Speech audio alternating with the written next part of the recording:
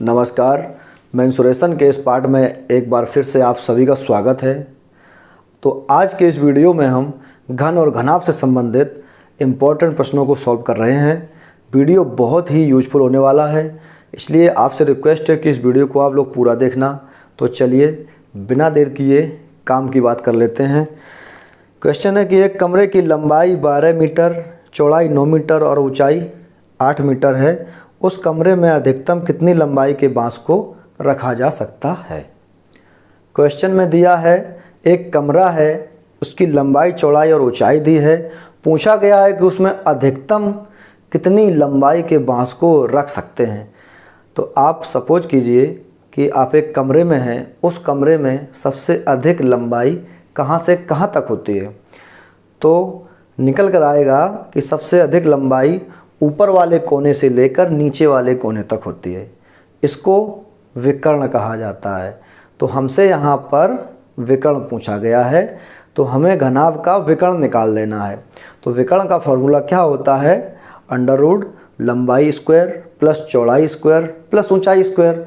हमारे पास लंबाई, चौड़ाई और ऊंचाई तीनों हैं, मान रख देंगे, विकर्ण निकल आएगा, वही सबसे बड़ा बांस हो जाएगा।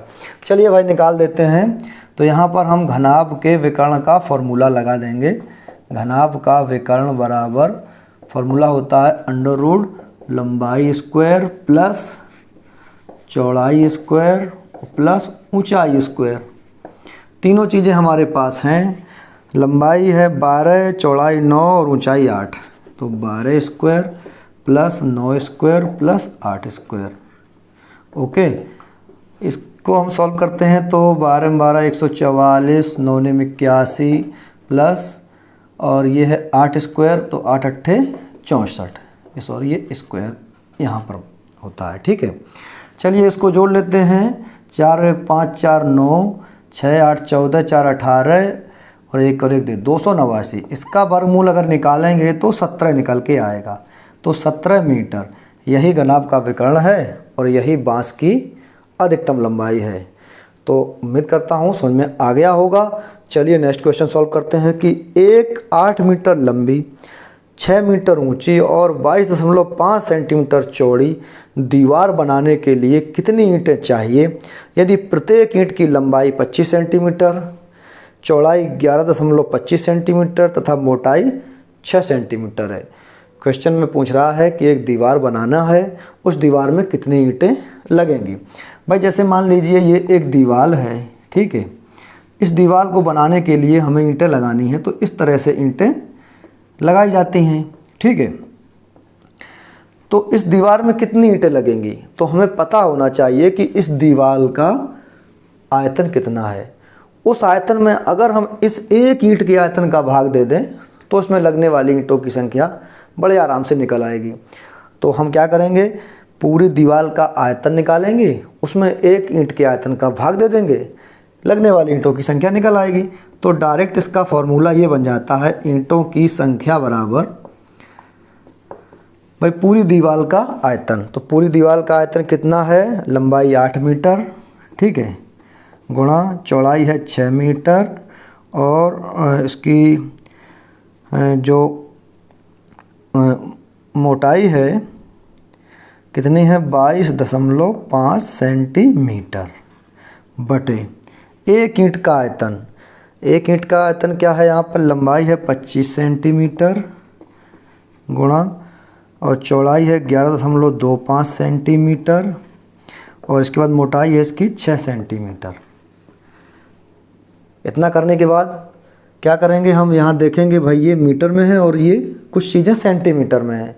तो सबसे पहले हम क्या करेंगे, सभी को हम समान कर देंगे, यानी इकाइयाँ हम सबसे पहले सेम कर देंगे।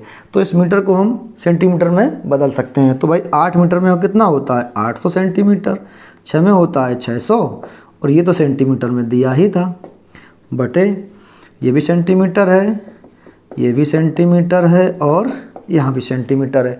अब बड़े आराम से हम इसको काट पीट देंगे। तो चलिए 25 से काटेंगे तो 25 3 75, बचेंगे 5 और 25 दूनी 50। यहाँ पर 11.25 से ये कट जाएगा, 22.5। भाई 11.25 का दूना होता है 22.5, 2 बार से कट गया। 6 से काट देंगे 600 तो ये 100 से कटेगा। ओके, 32 गुणा 100 गुणा 2, 32 गुणा 100 गुणा 2। अगर इसका गुणा करेंगे तो 32 दूनी 64 का 100 में तो 6400, 6400 ईंटें उस दीवार में लगेंगी। यही हमसे पूछा गया था। सेम ऐसा ही एक और क्वेश्चन है। एक साबुन की टिकिया 7 सेंटीमीटर लंबी, 5 सेंटीमीटर चौड़ी और 2.5 सेंटीमीटर ऊंची है। एक कार्डबोर्ड डिब्बा जिसकी लंबाई, चौड़ाई और ऊंचाई क्रमशः 56 सेंटीमीटर, 40 सेंटीमीटर और 25 सेंटीमीटर है, उसमें कितनी साबुन की टिकिया रखी जा सकती हैं? बहुत इजी क्वेश्चन है भाई। देखिएगा कि एक दिया गया है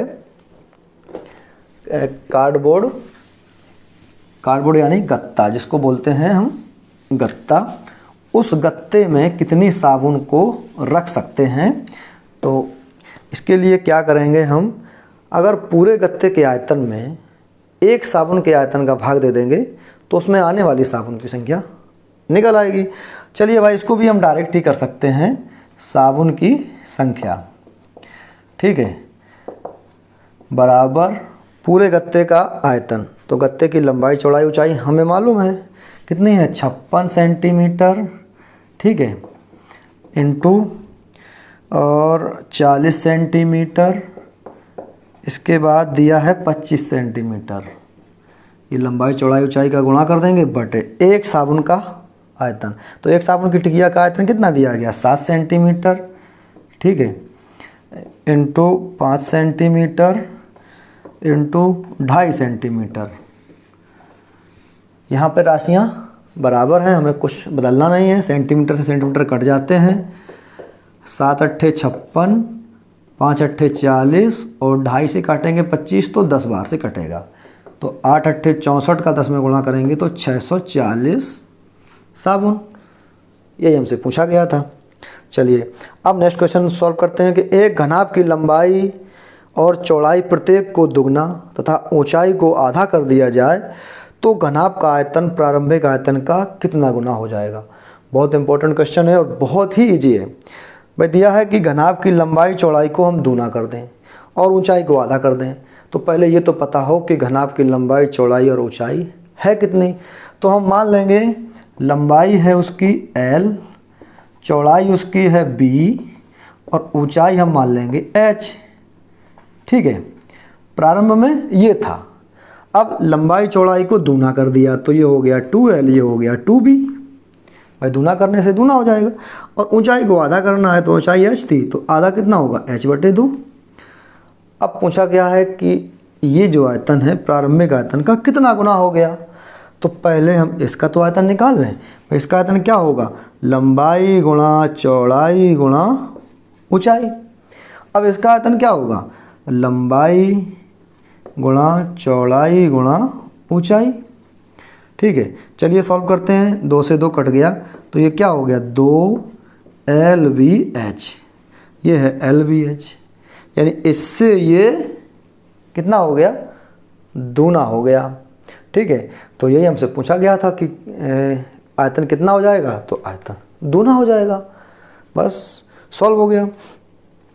चलिए नेक्स्ट क्वेश्चन है कि एक आयताकार तालाब में 42,000 लीटर पानी है। यदि तालाब की लंबाई 6 मीटर, चौड़ाई 3.5 मीटर हो तो तालाब की गहराई क्या होगी? ये भी बहुत अच्छा क्वेश्चन है। ऐसे क्वेश्चन अक्सर एग्ज़ाम में पूछ लिए जाते हैं। चलिए इसको जल्दी से आप सॉल्व करके बता देता हूँ। भाई देखिएगा, एक तालाब में 42,000 लीटर पानी आता है। ये तालाब है, इसमें 42,000 लीटर इसकी क्षमता है, इतना पानी इसमें आता है। इसकी लंबाई दी है, चौड़ाई दी है और गहराई निकालना है। अब भाई ये बताइए, आयतन तो हमें पता ही है, लंबाई और चौड़ाई दी है, हमें क्या निकालना है, गहराई। कितना इजी है। तो यहाँ पर हम लिख सकते हैं तालाब का आयतन बराबर, तालाब का आयतन, भाई तालाब है घनाभ के आकार का, तालाब का आयतन बराबर कितना है, 42,000 लीटर। अब आयतन का फार्मूला क्या होता है, लंबाई गुणा चौड़ाई गुणा ऊंचाई। तो लंबाई कितनी है, 6 मीटर, चौड़ाई कितनी है 3.5 मीटर, ठीक है, और ऊंचाई हमें निकालना है तो इसको हम h करके लिख देते हैं, बराबर 42,000 लीटर। अब बस एक चीज़ का ध्यान दीजिए, ये राशियाँ मीटर में है और ये लीटर में है, ये तो बात नहीं बनी भाई, कहाँ मीटर और कहाँ लीटर। तो सबसे पहले हम क्या करेंगे, राशियों को बराबर करेंगे। इसका एक फॉर्मूला ये होता है, 1 घन मीटर बराबर क्या होता है 1000 लीटर। ये एक सूत्र होता है, इसको आप याद रखना। कहने का मतलब ये है कि 1 घन मीटर की अगर कोई टंकी है, यानी 1 मीटर लंबी, 1 मीटर चौड़ी और 1 मीटर ऊंची, तो उसमें कितना पानी आ जाएगा, तो उसमें 1000 लीटर पानी आराम से आ जाएगा। तो यहीं से हमारा फॉर्मूला बन जाता है कि 1 घन मीटर बराबर होता है 1000 लीटर, ठीक है। तो यहाँ पर जो 42,000 लीटर है उसमें कितने घन मीटर हो जाएंगे, तो उसमें हो जाएंगे 42 घन मीटर। चलिए रख देते हैं, तो 6 मीटर गुणा 3.5 मीटर गुणा h बराबर ये हो गया 42 घन मीटर। ओके भाई, यहाँ तक तो कोई प्रॉब्लम नहीं होनी चाहिए कि 42,000 लीटर को कहते हैं हम 42 घन मीटर, ठीक है। अब h का मान बड़े आराम से निकल आएगा, तो h बराबर 42 के नीचे में क्या जाएंगे, ये दोनों चले जाएंगे, 6 गुणा 3.5, ठीक है। अब इसको हम काट देंगे, तो 6 सत्ते 42 और 3.5 से काटेंगे 7 को, तो 2 बार से कटेगा, तो ये आ जाएगा 2 मीटर, ठीक है भाई। तो तालाब की गहराई कितनी आ गई, 2 मीटर। इसी तरह से एक और क्वेश्चन सॉल्व करते हैं कि एक आयताकार ठोस की लंबाई, चौड़ाई और ऊंचाई का अनुपात 3:2:1 है तथा इसका संपूर्ण पृष्ठ का क्षेत्रफल 352 वर्ग सेंटीमीटर है, तो लंबाई ज्ञात करो। एक आयताकार ठोस यानी एक घनाभ दिया है, इसकी लंबाई, चौड़ाई और ऊंचाई का अनुपात दिया है, और क्या दिया है, इसका संपूर्ण पृष्ठ दिया है, हमें इसकी लंबाई निकालना है।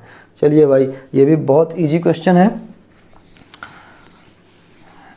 आयताकार ठोस है, उसकी लंबाई, चौड़ाई और ऊंचाई में अनुपात दिया है। भाई देखिए कितना अनुपात है, 3:2:1, 3:2:1। तो हम क्या मान लेंगे कि लंबाई है उसकी 3x, चौड़ाई है 2x और ऊंचाई है 1x, ठीक है, ये हम मान लेते हैं। अब यहाँ पर दिया है कि उसका संपूर्ण पृष्ठ है 352 वर्ग सेंटीमीटर। जो चीज़ दी होती है उसी का फॉर्मूला हम लगा देते हैं, बस वहीं से हमारा काम बन जाता है। तो इधर लिख सकते हैं हम घनाभ का संपूर्ण पृष्ठ, इसका क्षेत्रफल कितना दिया है 352 वर्ग सेंटीमीटर, ठीक है। अब क्या करेंगे, संपूर्ण पृष्ठ का लगा देंगे फॉर्मूला। तो संपूर्ण पृष्ठ का फॉर्मूला क्या होता है, 2 कोष्ठक के अंदर लंबाई गुणा चौड़ाई प्लस चौड़ाई गुणा ऊंचाई प्लस ऊंचाई गुणा लंबाई बराबर 352 वर्ग सेंटीमीटर। मैंने संपूर्ण पृष्ठ, घन का और घनाभ का संपूर्ण पृष्ठ निकालने का जो फॉर्मूला होता है उस पर एक वीडियो मैंने ऑलरेडी पोस्ट कर रखा है, आप मेरे चैनल पर जाकर वो वीडियो देख सकते हैं। सारी चीज़ें मैंने उसमें डिटेल में बताई हैं। आपको ये फॉर्मूला रटना नहीं है, समझना है, समझ के अपने आप इसको याद कर सकते हैं।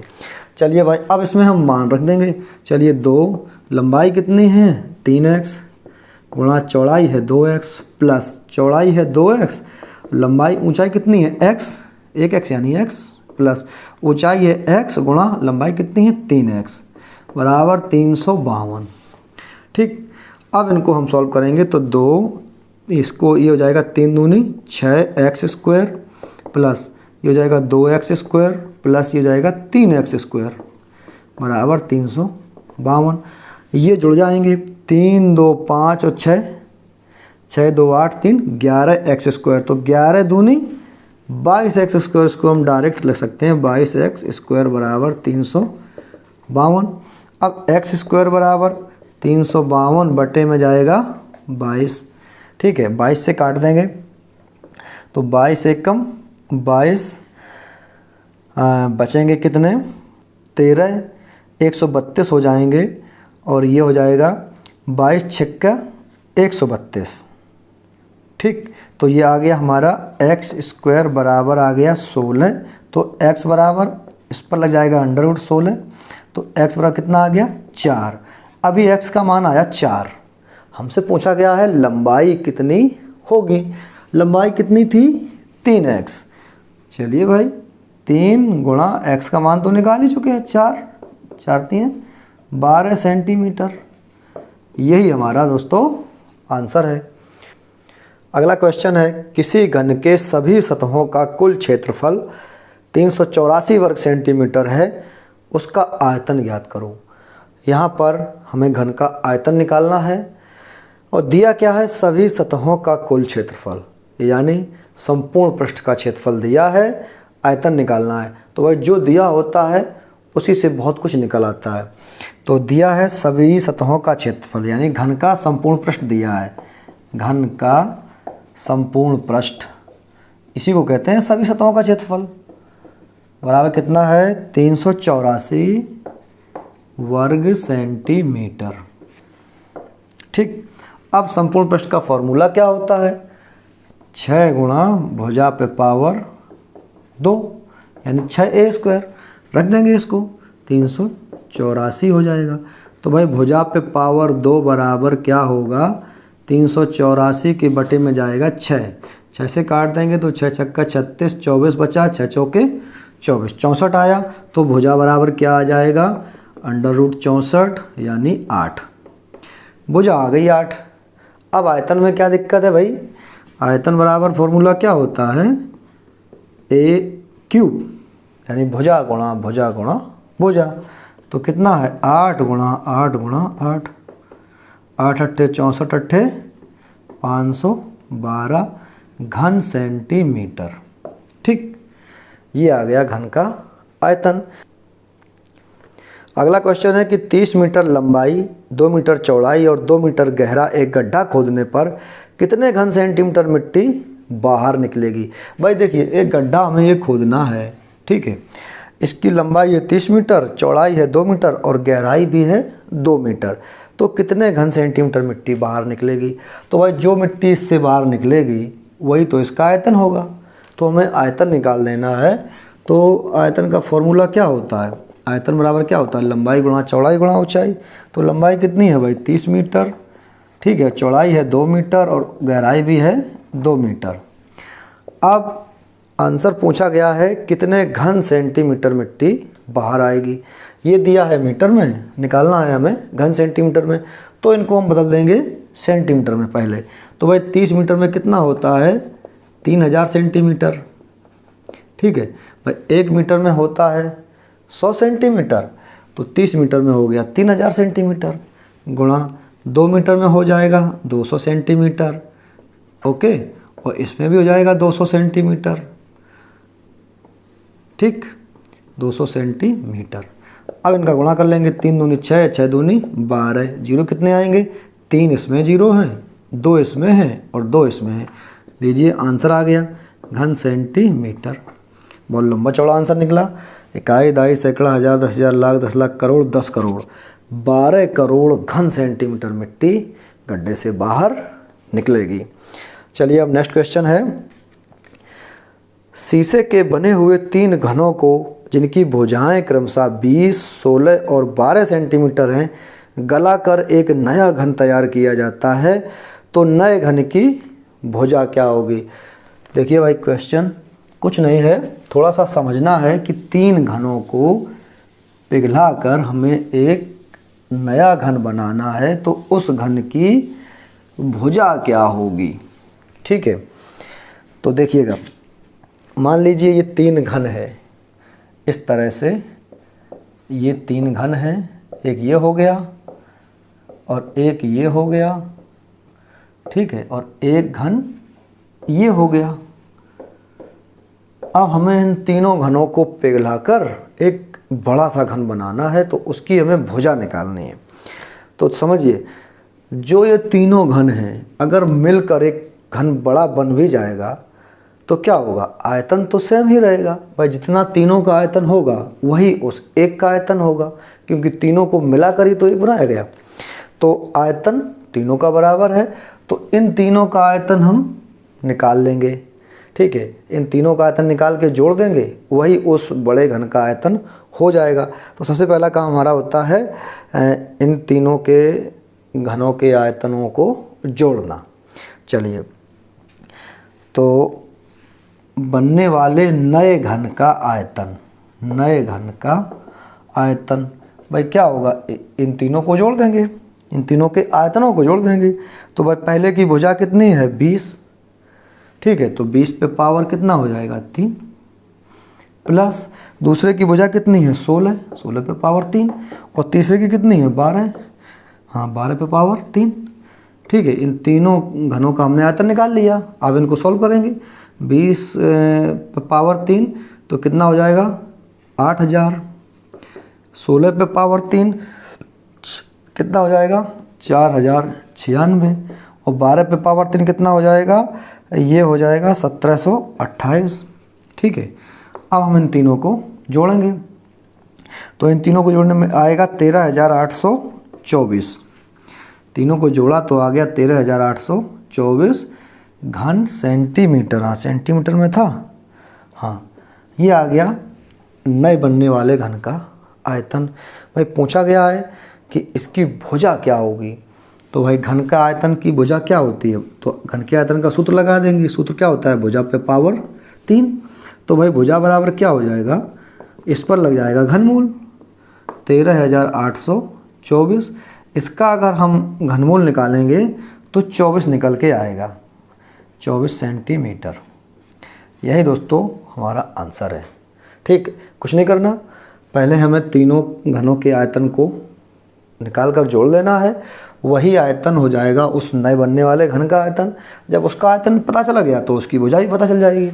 चलिए, अब नेक्स्ट क्वेश्चन है, यदि किसी घन की प्रत्येक भुजा 3 गुनी कर दी जाए तो उसका आयतन कितने गुना बढ़ जाएगा। बहुत अच्छा क्वेश्चन है भाई। किसी घन की प्रत्येक भुजा को 3 गुनी कर दी जाए, भाई जैसे ये घन है, इसकी प्रत्येक भुजा को 3 गुना कर दिया जाए तो उसका आयतन कितना गुना बढ़ जाएगा। तो भाई पहले का आयतन, जैसे मान लीजिए भुजा इसकी ए है, तो पहले का आयतन कितना हो गया, ए पे पावर 3। अब इस भुजा को हम 3 गुना कर दें, यानी वो भुजा मान लेंगे 3a हो गई। ठीक है, तब इसका आयतन क्या हो जाएगा, अब उसका आयतन हो जाएगा 3a पे पावर 3।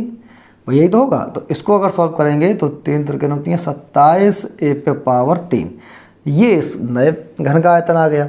तो कितने गुना बढ़ गया, भाई ये था a पे पावर 3, ये था 27a पे पावर 3, तो 27 गुना बढ़ा। यही आंसर है हमारा। तो दोस्तों उम्मीद करता हूँ वीडियो अच्छा लगा होगा। अच्छा लगा हो तो भाई लाइक ज़रूर करना और दोस्तों को शेयर करना ना भूलना। और पहली बार आए हैं तो सब्सक्राइब करके जाना, क्योंकि ऐसे ही वीडियो मैं आप लोगों के लिए अक्सर लाता रहता हूँ। तो मिलते हैं नेक्स्ट वीडियो में। Thanks for watching.